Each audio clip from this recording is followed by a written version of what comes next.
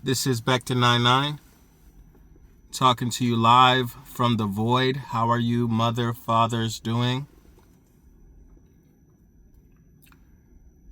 Are you feeling inspirational today? Are you feeling inspired? Did you wake up with everything that you need to succeed?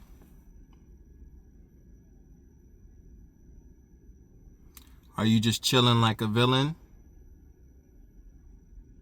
Chilling like a villain out of a comic book, taking a second look at life? Are you making your way downtown? Faces pass and you're homebound? Those are the real things. So I wanted to talk about Welcome to Derry, episode 6. For me, the best part of this entire season has been the extended look that we're getting at Dick Halloran.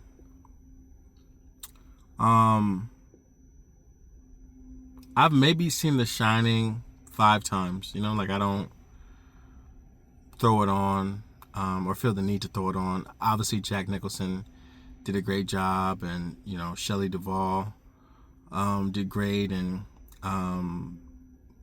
it was like, for me, the best part about The Shining is the Jack Nicholson being unhinged, but also The Shining.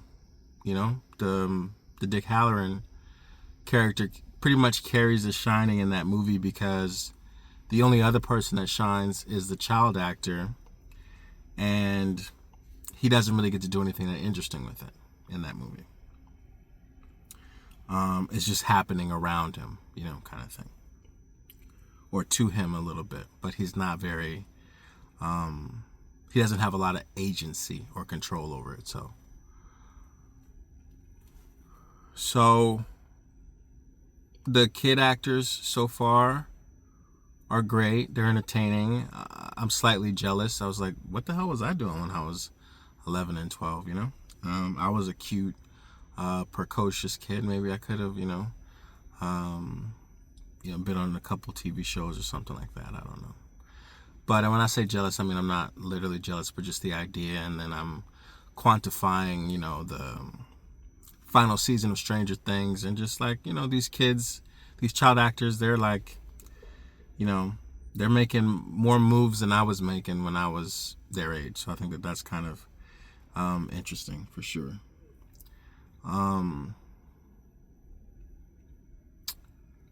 I wanted to talk about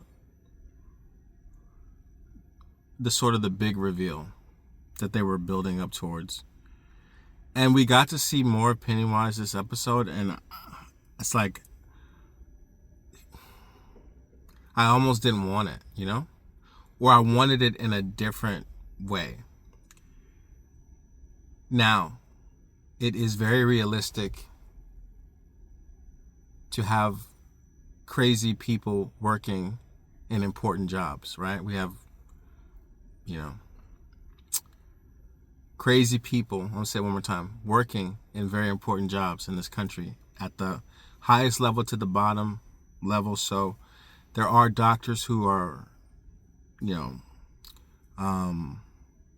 arrested or lose their licenses for inappropriate behavior. So it's not a stretch to think that there could be a crazy nurse at an insane asylum. So that's not too far of a stretch in my opinion, and it's kind of sad that we do have people in important positions that are there to do weird stuff. But her lapse of logic. So she was like, yeah, so my dad disappeared. I mean, why not explain that? More so like, she's like, yeah, he was taken from me. I'm like, why is the show being vague? Like, if we're doing the reveal, let's reveal show what happened to her dad. Maybe they're saving that for later, but I'm like, it should be right now. And then her to go, yeah, it's my dad, and once he sees me in my costume, like, he'll just snap out of it. I rolled my eyes hella hard at that point. So, did Pennywise tell her to have sex with the Grogan man? Pennywise is like a pimp now, you know? He's a cosmic pimp, interdimensional pimp. Now, as you know, a part of the lore, Pennywise does implement minions sometimes, as evidenced by Bowers, the bully Bowers. He breaks him out of the prison or the Juniper Hill place to help him. You know, kind of like, you know, like a vampire would have a familiar or whatever. So Pennywise has been known to do that. And I think that about the only interesting thing is that when he first saw her in the hospital and she called him her dad and he laughed in her face, I thought that was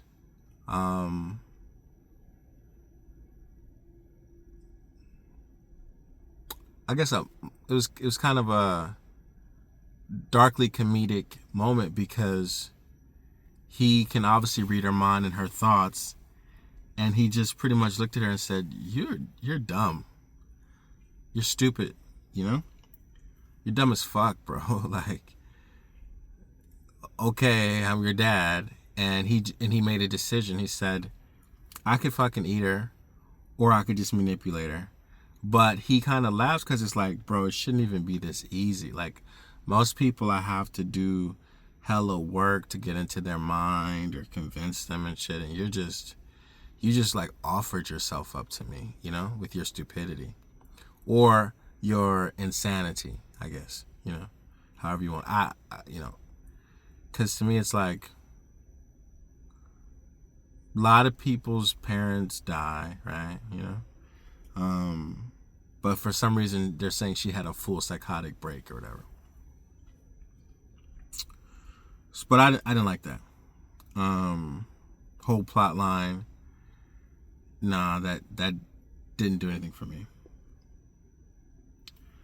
I want to talk about the family dynamics with the Hanlons in this episode. The son says, "I'm not like you, Dad. I know that because I would never let my friends die." And his father slaps him or punches him. And the show is framing that like the dad was out of control. And I'm like, no, that's exactly what should have happened and what would have happened, because the idea is you're out of line. And you're saying words that are hurtful, you know, in a sense where my friend just died to save your life. You know, I watched him die. I shot him because I was doing what I had to do for my job and for my family. And we talked about this as a family. I trusted you. I said, don't go down there anymore. You went down there. You going down there compromised my ability to do my mission and also bring all my men home safe because I'm worried about you. Now, do I expect the show to take an extra 5 minutes to write all that shit? Or do I expect that within the confines of the universe that we're watching, the child to understand all the dynamics that go into being an adult? No. So what that translate is the universal translator is a pimp slap. And he got pimp slapped.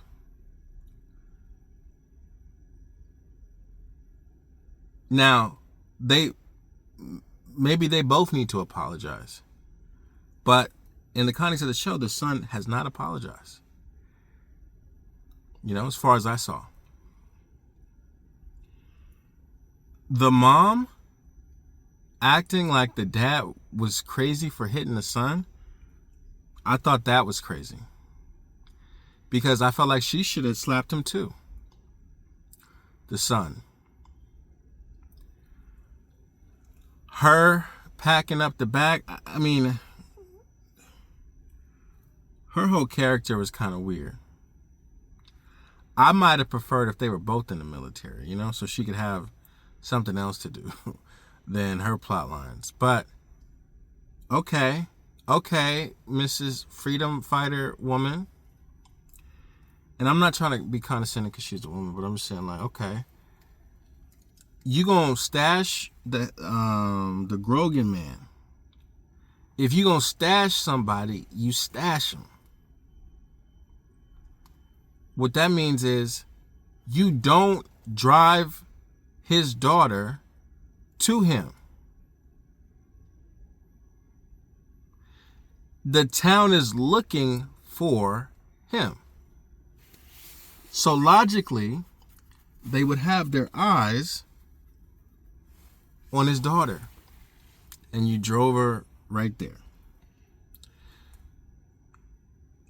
He, the Grogan man, should understand, I can't see my daughter right now. I want to, but I can't. I need to get out of town safely. He should be in that room and not even come outside, bro. The club should not have people in it to begin with, if this is the case and if this is what's going on.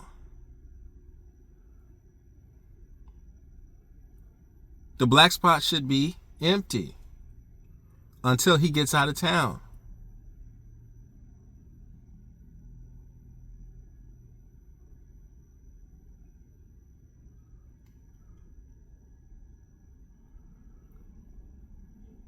But that's not what they do in the show.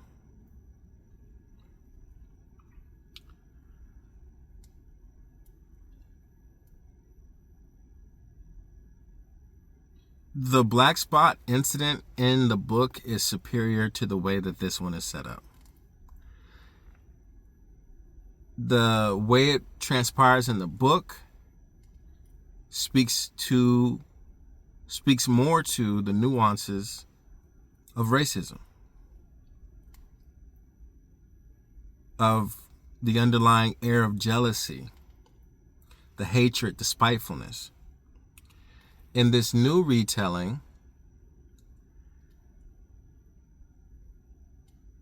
the behavior of the people running the black spot and the Hanlon lady, and Grogan and they're all, and the kids, their behavior almost makes them culpable for what happens. In the book, the black spot happens, but it's at no fault of the soldiers.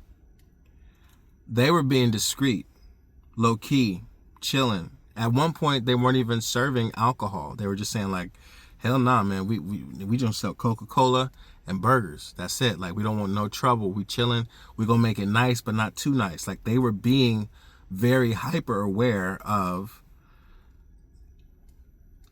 the oppression that permeates racism. In the TV show, they got a Caucasian lounge singer.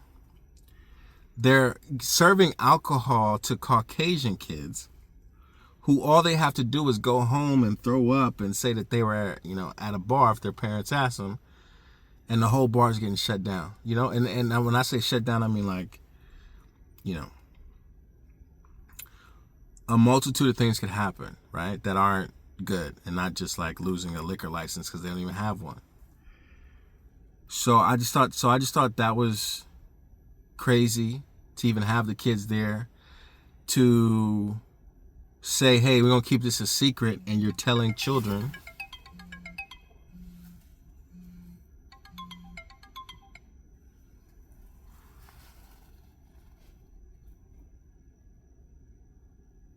So I didn't like that. It just didn't make sense. I think it should have been, they should have developed this plot point to mirror the book more. It's been a long time since I read the book, but I just felt it was more poignant in the book, and I really, connected with, the characters, and it was much more tragic in the book. This way, the way they're setting it up this way is just like it's still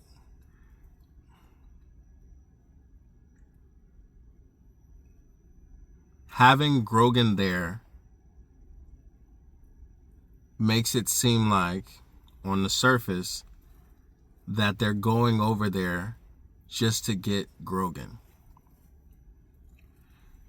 In the book, they went over there because they were hating, in the literal, in a more literal sense of the term hating. They were jealous. They didn't want the black people to have anything. They didn't care who they killed in there. It was more spiteful, more hateful. This is like, well, we got to go get him. And it just happens to be the black spot that he's at, where everything goes down. So to me, there's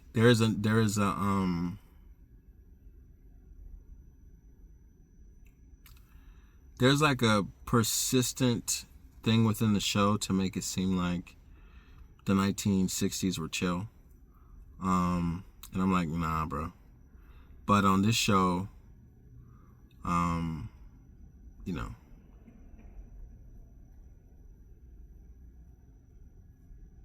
they're just the Caucasian singer lady was just in the black spot having the time of her life singing.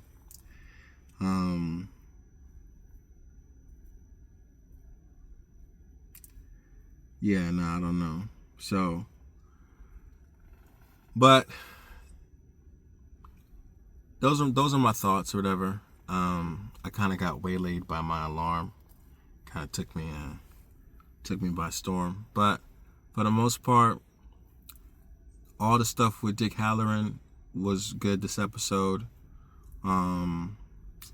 Obviously, to make episode 5 have more staying power, he has to be a little groggy or affected by what happened. But I'm hoping that in the last 2 episodes he's not just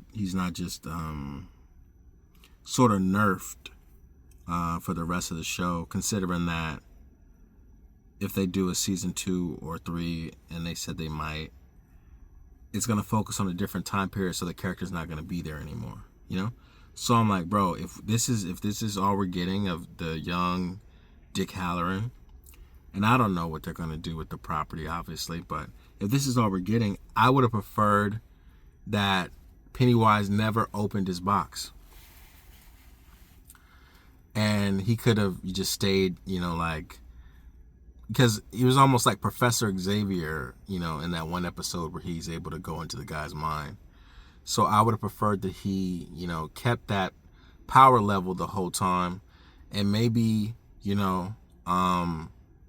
had some more defenses against Pennywise. Obviously, I'm not say that he's stronger than Pennywise, but let them have a more of a standoff. But or let his grandma help him more in that vision. Like, obviously, in the context of that vision that he had with his grandparents, Pennywise is playing both of them. But maybe his grandma could have done something to him or touched him. Touched like his forehead before he went in there and gave him a little, he said, like, to buy him some time, and say, get out of here, whatever. And then that could have been cool because we could say, Pennywise is strong, but,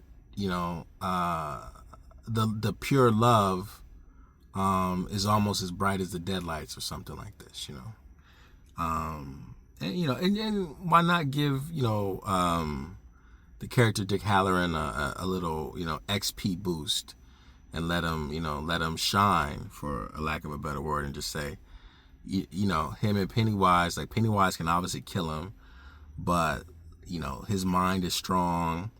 And then that way, obviously in Doctor Sleep, they say Danny, has a bit more, and then that girl is very strong. But let's let Dick Halloran be strong too. And in the context of the Doctor Sleep or whatever, there were lots of people that they had killed for their shine. So maybe there was more people that could have been amazing with their talents. But I'm just saying, let Dick Halloran shine a little bit. But at this point, I would like to let you go. Thank you.